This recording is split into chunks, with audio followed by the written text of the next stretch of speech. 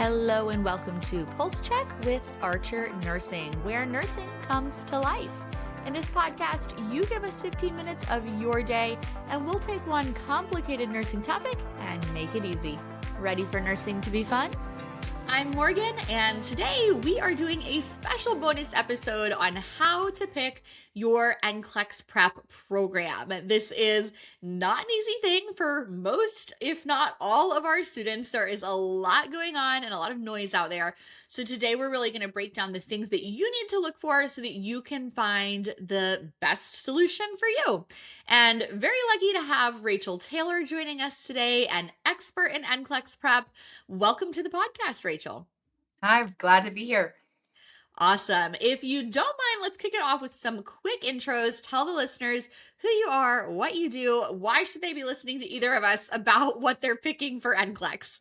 Yeah, my name is Rachel Taylor. I'm our Director of Nursing Services here at Archer, and I've been a nurse educator for over 4 years. I started off as an NCLEX coach for a BSN program, which kind of led me here to Archer. But at this point, I've worked with thousands and thousands of students to successfully pass their NCLEX exam. Amazing. Well, we are so lucky to have your expertise. I mean, there's nothing like helping thousands of students pass their NCLEX. That's more nurses in the world, which we need so desperately right now. So thanks for doing what you do. And excited to hear your insights. I know for many of the students that I talk to just on a daily basis, deciding what to use to study, how to use that to study, when to start studying. It's just a lot of questions. It gets really overwhelming really fast. So maybe we can start off with just some of your general top pieces of advice to frame the conversation. What are some of the first things that you tell your students struggling to choose where to start? Yeah, I think number one, choosing a program that aligns with your learning style and confidence level Okay. is really huge. Because if you need videos and that, you know, source doesn't have any videos for you, it's going to be hard for you to learn. But also, taking what they have and adapting it to your learning style can be really helpful as well. Anything that we do can be active or passive. And so, as the student, you want to make sure that every time you're studying, you're actively studying. The other thing really to think about when you're choosing an NCLEX prep program is what can you realistically stick to? You want to make sure that you are consistent because consistency truly is the key to success when it comes to NCLEX prep. So I think those are the key general highlights that I talk through when I think of just prepping in general. Okay, amazing. So choose based on you and how you learn, which my takeaway from that is really like there's no one size fits all. There's not going to be like a perfect magic solution out there that is great for everybody. But you're going to really want to find what fits you and your learning style. And then I like how you said adapt it to your needs. Like you're unique, you're an individual. These are not always plug and play. So adapt it and be consistent with what you pick up on. So what are some of the mistakes students make when they're like, oh, I'm going to go with this, or I'm going to try this solution over here? How do you see that playing out? I think there are a lot of different NCLEX resources right now, and a lot of times students feel like they need it all. It can kind of feel like the more I have, the more likely I am to be successful. When reality, it's about using one thing and using it really well to the best of your ability that helps you be successful. So I would say my number one common mistake I see is they purchase 4 or 5 NCLEX resources, or even misuse of AI can be a big one now of Yeah. going to AI and saying, hey, help me prep for my NCLEX, start giving me questions, because those aren't necessarily items that are written by trained item writers that have been trained on exactly how NCSBN is going to write those items.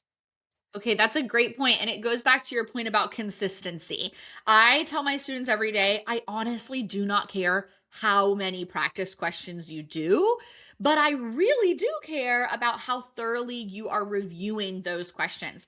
If you only do a few hundred questions from who knows where, but you really review those rationales and you learn from them and you apply that, you're going to get a lot more out of that than buying every Q bank in the book and doing thousands of NCLEX questions. Like, I could not agree more with you that consistency is key, and sometimes less is more because you're more likely to be consistent when you're not overwhelmed with tens of thousands of questions. I mean, who of us have the time for that?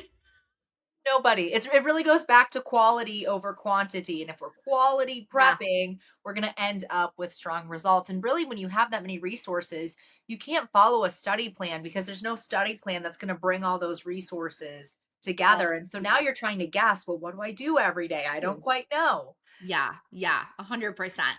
I want to go back to what you said about learning styles. You said, there's no one size fits all solution. You need to pick what works for you and your learning style. So, can you speak a little bit to like what types of learners you see?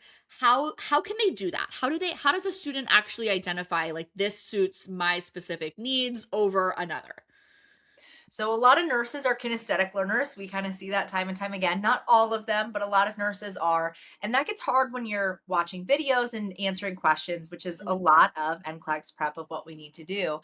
And so, really, what I recommend for the kinesthetic learner specifically is you need to take breaks more often instead of waiting Okay. 50 minutes to an hour for a break. Every 30 minutes, you should take a break. And Okay. you'll know you're kinesthetic if you're constantly moving, needing to do things with your hands, right?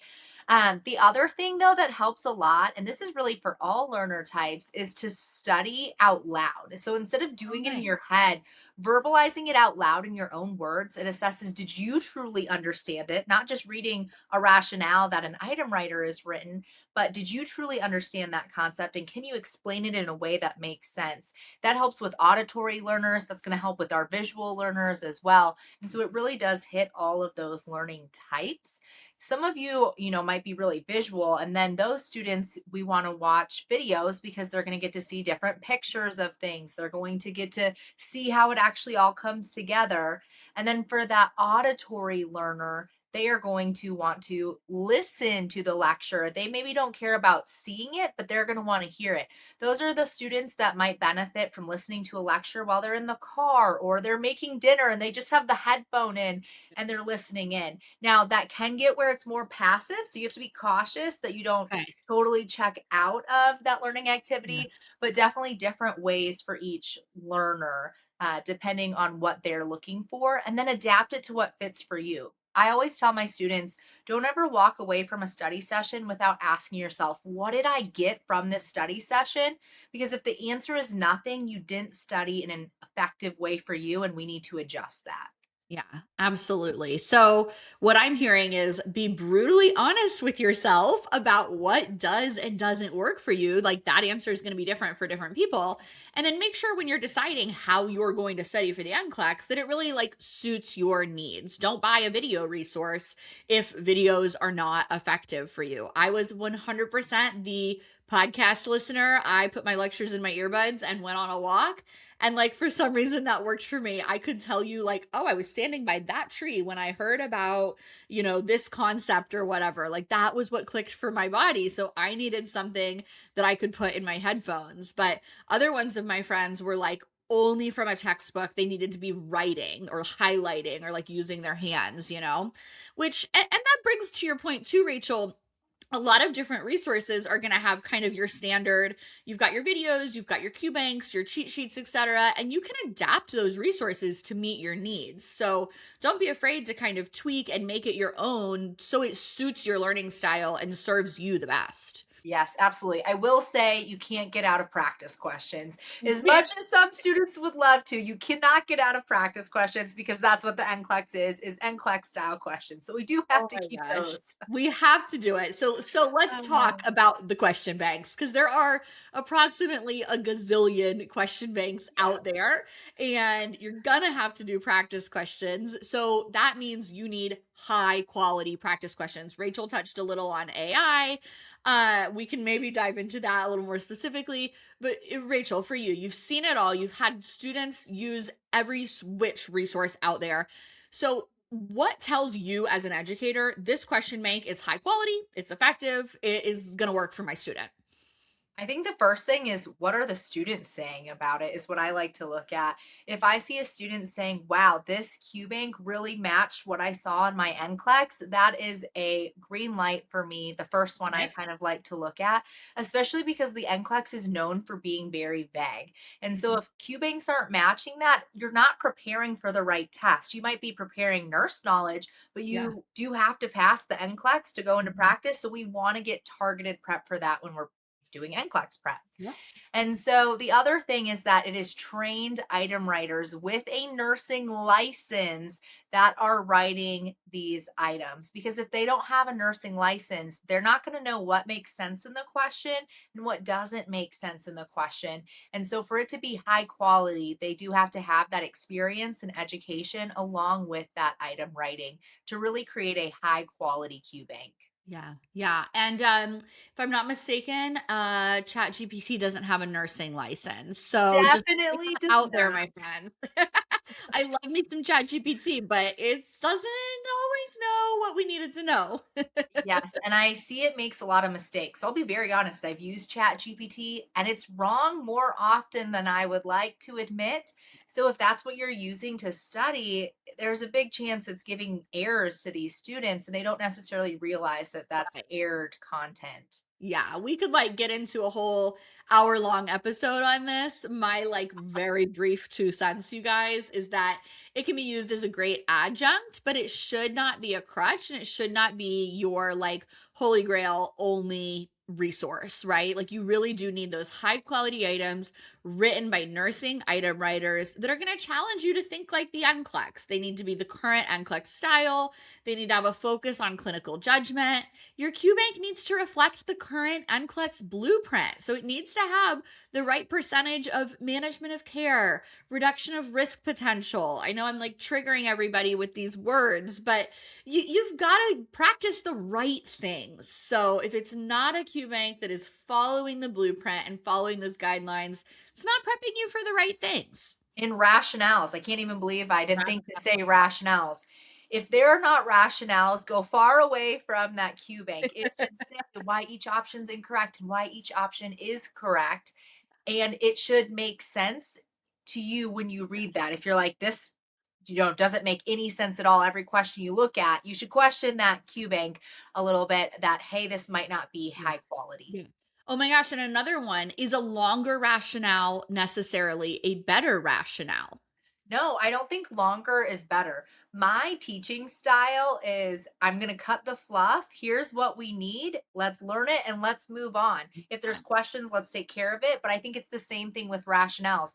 We can hide the important stuff in a lot of fluff. And then the problem with that is we don't have the important stuff when we go to take our exam or when we get 100%. into real world nursing. We're like, well, all this fluff was in there. What was actually important? And I wasted my time. I spent too much time on that because you guys, this is hard work. Like nothing that we're sharing is like a cheat code. Like you are putting in really hard work.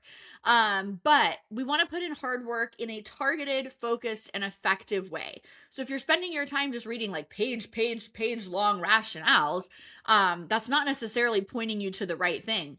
What I care a lot about, because this was my personal pet peeve in nursing school, so excuse my soapbox here, I have to know why each option was either correct or incorrect. I don't want you to just be like, well, D was correct because it was correct and blah, blah, blah, and move on. Because if I selected B, clearly I thought B was correct for some reason, and I need to understand why it is not.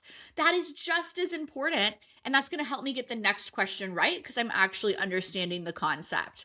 So I'm all about some rationales.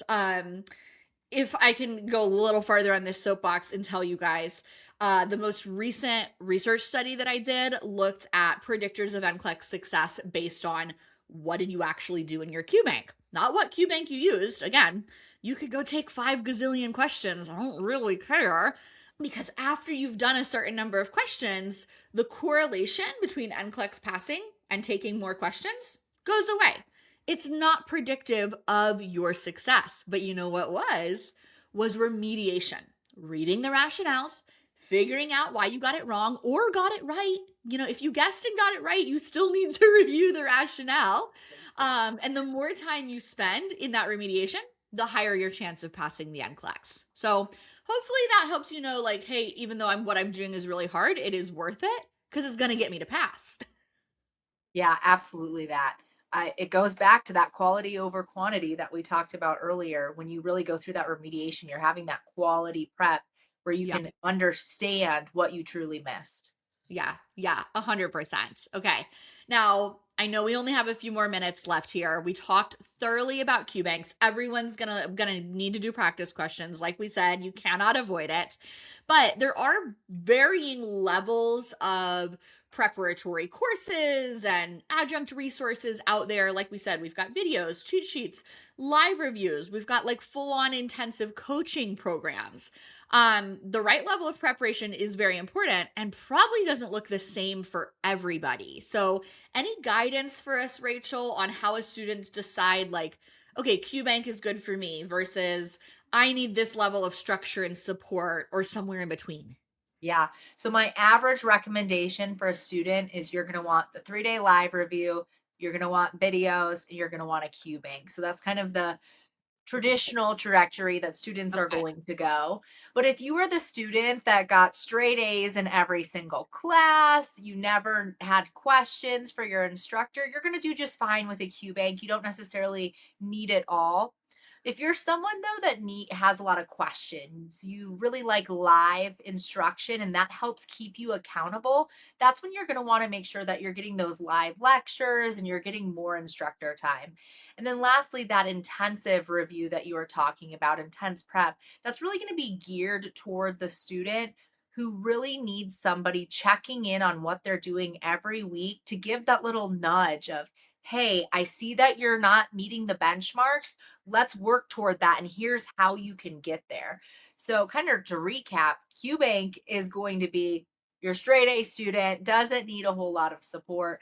Having someone what we call use SurePass or SurePass package is going to be for somebody who really likes that live instruction, but can be self guided in their preparation. And then lastly, intense prep. They're going to need that little nudge of, hey, we need to keep showing up, we need to stay consistent. And there's an instructor actually looking at what you're doing every single week.